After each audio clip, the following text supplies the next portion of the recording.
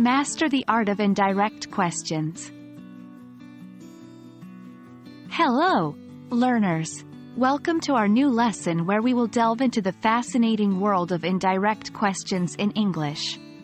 They are an important part of English grammar, and mastering them will take your communication skills to a whole new level. So, buckle up and let's get started. Indirect questions, also known as embedded questions, are questions that are part of a larger sentence. They are not direct questions, and hence they do not end with a question mark. Instead, they are often introduced by phrases like, I wonder, could you tell me, do you know, etc. They are more polite and more formal than direct questions, which makes them very useful in professional and academic settings. For example, the direct question, what time is it, could be asked indirectly as, could you tell me what time it is?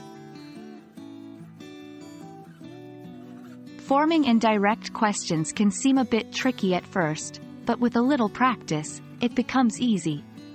The trick is to remember that indirect questions often start with an introductory phrase, followed by the question itself, but with the word order of a statement rather than a question. Let's take a look at how we can form indirect questions. Start with the introductory phrase. It could be something like, I was wondering, could you tell me, do you know, and so on. Then, take the question you want to ask and change it into a statement format.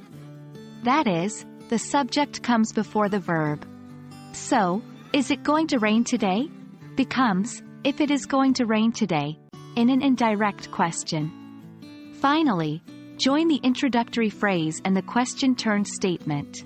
For example, I was wondering if it is going to rain today. Notice that the indirect question ends with a period, not a question mark. This is because it's part of a larger sentence and not a standalone question.